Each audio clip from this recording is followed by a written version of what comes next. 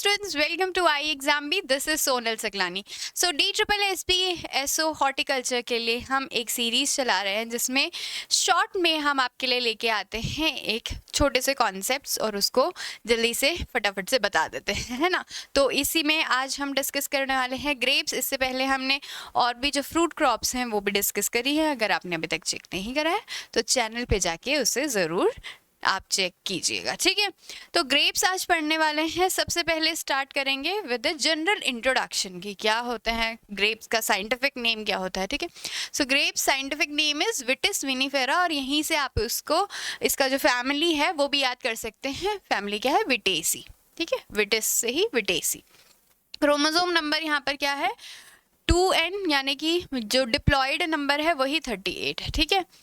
Origin इसका black to Caspian सी, मतलब black सी और कैस्पियन सी के पूरे रेंज में इसका ओरिजिन हुआ है, ठीक है. और क्या है इसमें इम्पॉर्टेंट है कि ये एक आपका ट्रॉपिकल फ्रूट है जो कि सब ट्रॉपिकल एरियाज़ में भी ग्रो किया जाता है और बहुत ज़्यादा पसंद किया जाता है. स्पेशली आजकल जो है ये मार्केट में बहुत अवेलेबल है, बहुत सारे लोग इसे खा रहे होंगे आजकल भी, ठीक है. और ये सिर्फ एज अ फ्रेश फ्रूट ही हम इसे कंज्यूम नहीं करते हैं, बल्कि ये वाइन मेकिंग के लिए भी यूज़ किया जाता है और साथ ही साथ इसको रेजिन्स के लिए भी यूज़ किया जाता है, मतलब ड्राई करके एज अ रेजिन भी यूज़ किया जाता है. तो थ्रू आउट द ईयर इसको यूज़ करते हैं प्रोसेसिंग करके, ठीक है. कल्टीवेशन जो होता है ये पूरे ग्रेप्स का, उसको हम स्पेशल नाम देते हैं, that is your viticulture. Alright. और क्या है ग्रेप्स में? इसमें एक टार्टरिक एसिड प्रेजेंट होता है. तो ये आपके एग्जामिनेशन पॉइंट ऑफ व्यू से इम्पॉर्टेंट है. कभी कभी पूछ लेते हैं कि कौन सा एसिड इसमें मेनली है. वैसे तो और भी एसिड्स होते हैं, मैलिक एसिड भी होता है इसमें, लेकिन टार्टरिक एसिड ज़्यादा अमाउंट में प्रेजेंट होता है, ठीक है. नेक्स्ट चलते हैं इसकी बॉटनी पे. तो बॉटनी में सबसे पहले हम पढ़ेंगे कि किस टाइप का ये फ्रूट है. It is a berry fruit और वो भी मल्टी सीडेड फ्रूट. ऑल्दो इसमें सीड्स आपको नहीं देखने को मिलेगी क्योंकि अभी हम आगे डिस्कस करेंगे कि इसमें क्या पार्थेनोकार्पी होती है जिसकी वजह से सीड लेस हो जाता है फ्रूट, ठीक है. सो मल्टी सीडेड बेरी है. इन्फ्लोरेसेंस की अगर हम बात करें तो पेनिकल इसका इन्फ्लोरेसेंस होता है, ठीक है. टाइप्स ऑफ फ्लावर, यानी कि इसमें अलग अलग तरह के मेल फ्लावर्स भी आते हैं, फीमेल फ्लावर्स भी आते हैं और साथ ही साथ हर्माफ्रोडाइट फ्लावर्स भी आते हैं. तो अलग अलग तरह के फ्लावर्स यहाँ पर आपको देखने को मिलेगा. एडिबल पार्ट, ये जो एडिबल पार्ट है ये कौन सा है आपका?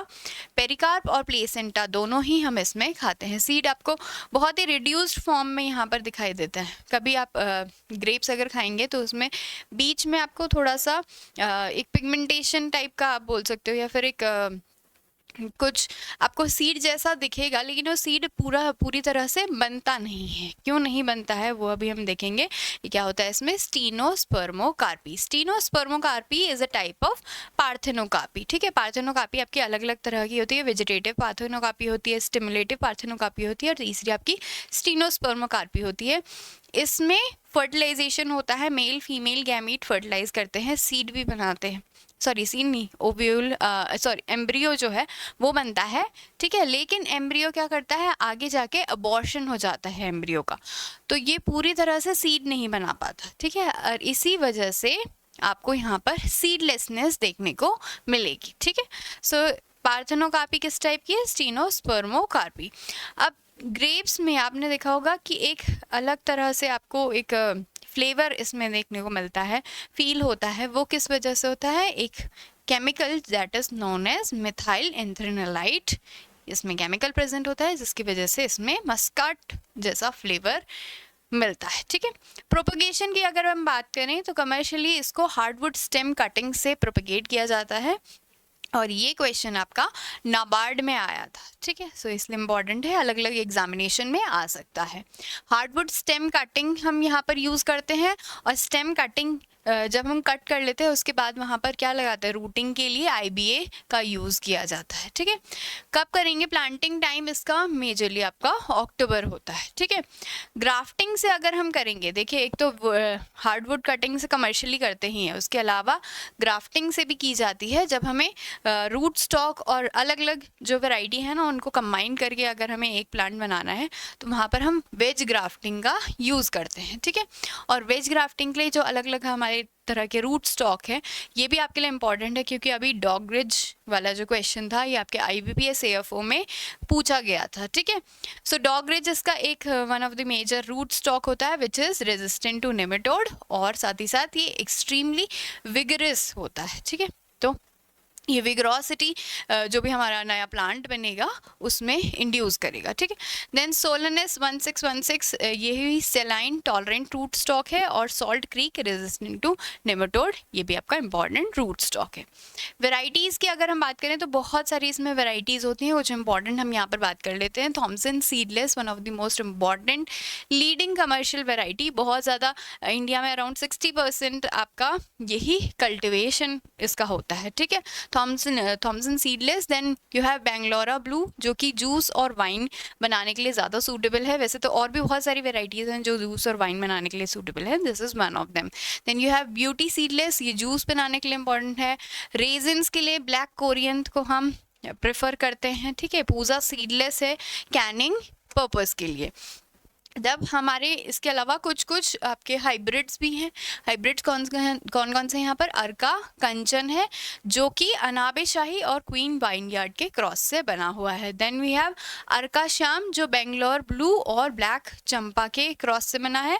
और थर्ड वी हैव द अर्का हंस जो कि बेंगलोर ब्लू और अनाबे शाही का क्रॉस से बना है। इसके अलावा आपके पास और भी बहुत सारी यहाँ पर वेराइटीज़ दी गई हैं, ये PDF मैं आपको दे दूँगी, नीचे डिस्क्रिप्शन बॉक्स में अटैच रहेगा, आप वहाँ से ये पूरा पढ़ सकते हैं बाद में भी, ठीक है। अब इसमें इम्पॉर्टेंट क्या है आपके लिए, इसके सिस्टम, प्रूनिंग के सिस्टम, ट्रेनिंग के सिस्टम्स, ठीक है, ये इम्पॉर्टेंट है। ये भी इसमें से भी आपका एग्जामिनेशन में क्वेश्चंस बनते हैं। तो system of training in grapes में फर्स्ट हमारा जो सिस्टम है that is your head system, ठीक है। हेड सिस्टम सबसे ज़्यादा सिंपलेस्ट सिस्टम होता है ये, और जो आपकी बहुत लीस्ट विगरस वेराइटीज़ होती है, लेस विगरस वेराइटीज़ होती हैं, उनमें हम यूज़ करते हैं। क्या करते हैं, देखिए आपको पता ही है कि ग्रेप्स में क्या है, वाइन से बेसिकली इसका प्रोपगेशन किया जाता है, पूरा वाइन ही होता है, ट्री प्लांट नहीं होता बल्कि वाइन होता है। तो इस वाइन को हम पहले ग्रो करने देते हैं अराउंड 4 to 5 ईयर्स तक, जब तक कि इसकी हाइट 75 to 90 सेंटीमीटर तक नहीं होती, तब तक इसको ग्रो करने देते हैं, ठीक है। और बाद में क्या कर देंगे, वहाँ पर से आप प्रूनिंग कर लेंगे। उसके बाद क्या करेंगे, ये जो लेटरल ब्रांचेस हैं इनको 5 to 6 जो साइड ब्रांचेस हैं उनको ग्रो करने देते हैं। साइड में हम क्या कैंग लगा देंगे ताकि इसको सपोर्ट प्रोवाइड होते रहे, ठीक है। तो पोल्स वगैरह हम साइड में लगा देते हैं, और ये लेस वेगरस वेराइटीज़ के लिए यूज़ किया जाता है। तो ये आपका हेड सिस्टम हो गया। Next is your निफिन system. निफिन system को हम 4 केन सिस्टम भी कहते हैं। 4 केन सिस्टम क्यों, क्योंकि इसमें हम 2 केन्स यहाँ पर और 2 केन्स यहाँ पर हम इसमें ग्रो करने देते हैं, ठीक है। सो फर्स्ट केन क्या है, 1.05 मीटर पर हम ग्रो करने देंगे, और दूसरा सेकंड केन क्या है, 1.65 मीटर पर हम ग्रो करने देते हैं। इसमें जो आपकी नीचे वाली केन जो होती है ये मोस्ट ऑफ द टाइम्स ये प्रोडक्टिव नहीं होती है, ऊपर वाली केन ज़्यादा प्रोडक्टिव होती है, ठीक है। किसके लिए ये सूटेबल है, जो भी आपके मीडियम विगरसली वेराइटीज़ हैं उनके लिए ये सूटेबल होता है, जैसे अर्ली मस्कैट या भोकरी वेराइटी, ठीक है। Next is your telephone system. इसको 6 केन सिस्टम कहते हैं, और ये जो टेलीफोन सिस्टम है वो आपका जो ये पहले वाला सिस्टम था दैट इज़ योर निफिन सिस्टम, इससे बेटर है। ये निफिन सिस्टम में क्या है, अलग अलग हाइट पे आपका ये कॉर्डन्स जो हैं ये लगे हैं। ये आपके केन्स एक नीचे वाला हो गया, एक ऊपर वाला। नीचे वाला थोड़ा लेस प्रोडक्टिव होता है, लेकिन आपका जो टेलीफोन सिस्टम है इसमें हम सेम हाइट पे लेते हैं सारे केन्स, ठीक है। तो पहले हम इसको ग्रो करने देते हैं अराउंड 1.5 to 1.6 मीटर हाइट तक, ठीक है। फिर यहाँ पर क्या करेंगे, पोल्स लगा लेंगे साइड साइड में, इनमें वायर लगा ली जाती है, पूरी 3 वायर्स, ठीक है।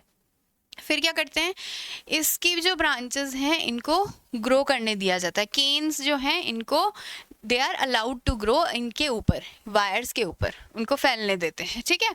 तो इसी वजह से ये क्या है, उससे बेटर है। ये सारी जो आपकी केन्स है ना वो सेम हाइट पे निकल रही हैं, इसमें ऐसा नहीं है कि नीचे एक केन है और ऊपर दूसरा केन है। ये सारी हाइट्स सारी केन्स एक ही हाइट से निकल रही है, इसीलिए इसमें प्रोडक्टिविटी ज़्यादा होती है, ठीक है। नेक्स्ट इज योर आर्बर और ओवरहेड परगोला और बावर सिस्टम। ये सिस्टम जो है that is set to be your highest cost benefit ratio इसमें होता है। हाईएस्ट कॉस्ट इसमें क्यों लगती है? क्योंकि इसमें क्रिस क्रॉस आपका यहाँ पर देख सकते हो वायर सिस्टम, जैसे यहाँ पर था हमने सिर्फ 3 वायर लगा रखी थी, लेकिन यहाँ पर हम क्या करते हैं पूरा एक आप बोल सकते हो फ्रेम बना दिया जाता है ऐसा, ठीक है। ये पूरा फ्रेम बना देते हैं और इसके ऊपर जितने भी आपकी बहुत ज़्यादा विग्रेस वेराइटीज़ होती है ना, जैसे अनाबे शाही है, बहुत ज़्यादा विग्रेस है, तो क्योंकि इसकी फिर ज़्यादा विग्रोसिटी है मतलब इसकी ब्रांचेस और ज़्यादा निकलेंगे, केन्स और ज़्यादा निकलेंगे, तो इसलिए इसको पूरा फ्रेम हम प्रोवाइड करते हैं ताकि पूरा अच्छे से ये फैल जाए, ठीक है। सो क्रिस क्रॉस नेटवर्क यहाँ पर बनाया जाता है और इसी के लिए इसकी जो प्रोडक्शन है, प्रोडक्टिविटी है, वो भी काफ़ी हाई होती है, ठीक है। Next is your disorders. क्या क्या है हमारे ग्रेप्स में?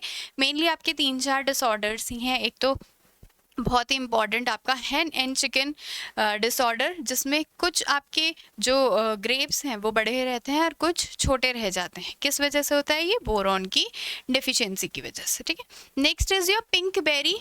पिंकिश कलरेशन आपने देखा होगा कभी मार्केट में, अगर हम जाते हैं ग्रेप्स लेने तो कुछ ग्रेप्स में पिंकिश सा कलरेशन हो जाता है। किस वजह से होता है? क्योंकि टेम्परेचर का फ्लक्चुएशन जब इसका फॉर्मेशन हो रहा होता है ना, उस टाइम पे टेम्परेचर का फ्लक्चुएशन अगर बहुत ज़्यादा हो गया, मोर देन 20 डिग्री सेल्सियस अगर टेम्परेचर का फ्लक्चुएशन होता है ड्यूरिंग नाइट एंड डे, ठीक है, तो फिर क्या होगा? ऐसा पिंकिश कलरेशन हो जाएगा। Third is your calyx end rot, ठीक है। ये जैसे आपका ब्लॉसम एंड रॉड होता है आपके टोमेटो के केस में, वैसे ही ग्रेप्स के केस में we have the calyx end rot, और यहाँ पर भी कैल्शियम की डेफिशिएंसी से हो रहा है, ठीक। नेक्स्ट चलते हैं डिजीजेस। डिजीजेस कौन कौन से हैं आपके इंपॉर्टेंट? इसमें one of the important is downy mildew, जिसमें ऊपर क्लोरेटिक लेजन्स दिखाई देते हैं और नीचे क्या होता है आपका ये कॉटनी ग्रोथ दिखती है, ठीक है। So that is your downy mildew. Plasmopara viticola की वजह से होता है ये, ठीक है। Then you have powdery mildew. Powdery mildew में जो स्पोर्स होते हैं, fungal spores white white colour के, वो पूरा कवर कर लेते हैं फ्रूट्स को भी और साथ ही साथ लीव्स को भी, ठीक है। अनसिन्यूला निकेटर इसका हमारा क्या है? इसका पैथोजन है, ठीक है। ये आपको इम्पॉर्टेंट याद रखना है, फंगस। फिर आपका कैंकर है, जैसे सिट्रस कैंकर होता है वैसे ही यहाँ पर भी ग्रेप्स पे भी कैंकर देखने को मिलता है, ठीक। सो ये थे आपकी इम्पॉर्टेंट जो भी whatever there was important about the grapes, वो हमने यहाँ पर कवर कर दिया है। अगर आप चाहते हैं कि कोई और हम फ्रूट क्रॉप लें या वेजिटेबल क्रॉप लें तो आप नीचे कमेंट सेक्शन में लिख सकते हैं। Thank you for watching.